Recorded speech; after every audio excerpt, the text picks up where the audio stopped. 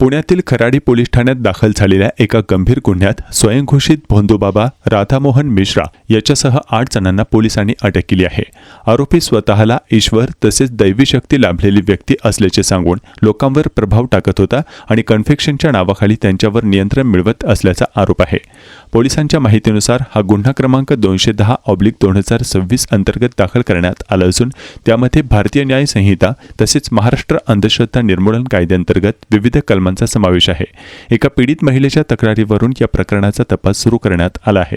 आरोपानुसार 2001 ते 2026 या कालावधीत आरोपीने पीडित महिला आणि तिच्या कुटुंबियांवर मानसिक, भावनिक आणि आर्थिक प्रभाव टाकला।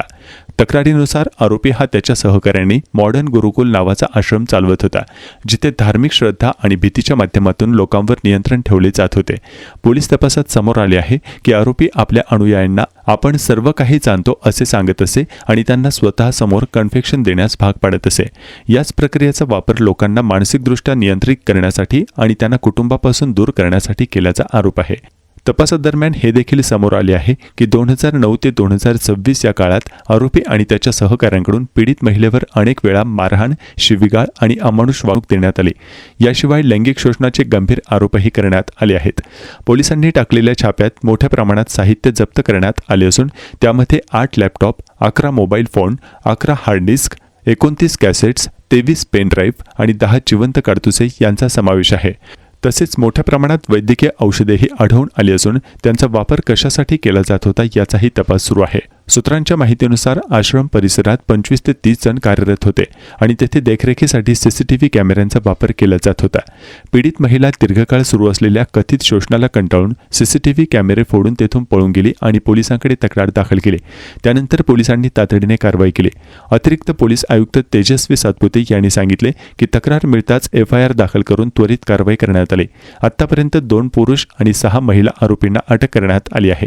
आरोपींच्या ठिकाणावरून डिजिटल पुरावे, रोख रक्कम आणि दागिने देखील जप्त करण्यात आले असून त्यांची तपासणी सुरू आहे। पोलिसांच्या म्हणण्यानुसार हे प्रकरण अनेक वर्षांपासून सुरू होते आणि मॉडर्न गुरुकुलच्या नावाखाली एका नियोजित यंत्रणेद्वारे लोकांवर नियंत्रण ठेवण्याचा प्रयत्न करण्यात आला। प्राथमिक तपासात आणखी काही पीडित समोर येण्याची शक्यता वर्तवण्यात आली आहे। पोलिसांनी आश्रमाचा मोठा भाग सील केला असून तपास सुरू आहे। संपूर्ण नेटवर्क आणि त्यामध्ये सहभागी असलेल्या इतर व्यक्तींची भूमिका तपासली जात असल्याची माहिती अधिकाऱ्यांनी दिली। 17 तारीख सुबह इसके बारे में FIR दर्ज है और तुरंत ही जो अक्यूज्ड हैं उनको अरेस्ट किया गया है। अभी तक 2 मेल अक्यूज्ड और 6 फीमेल अक्यूज्ड को इसमें अरेस्ट किया गया है। हमारे पास इंफॉर्मेशन प्राप्त हुई थी, कंप्लेंट प्राप्त हुई थी कि ये जो बाबा है इसने जो कंप्लेनेंट है उस पर रेप किया है, उसका मोलेस्टेशन किया है, टॉर्चर किया है, अब्यूज़ किया है, चीटिंग भी किया है। तो वो सारे सेक्शंस इस FIR में अट्रैक्ट हुए हैं और इस विक्टिम और उसके परिवार को इस तरह पूरा कंट्रोल में लिया गया था और एक दूसरे के खिलाफ मैनिपुलेट किया गया था।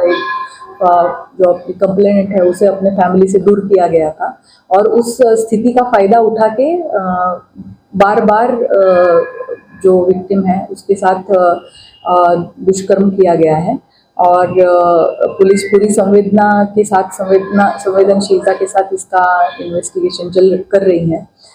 ये अक्यूज जहाँ से अरेस्ट हुए हैं वहाँ से कई और चीज़ें सर्च और सीजर के दरमियान बरामद हुई है, जिसमें कैश है, गोल्ड एंड सिल्वर ऑर्नामेंट्स हैं, लैपटॉप्स हैं, मोबाइल्स हैं, पेन ड्राइव्स हैं, DVDs हैं।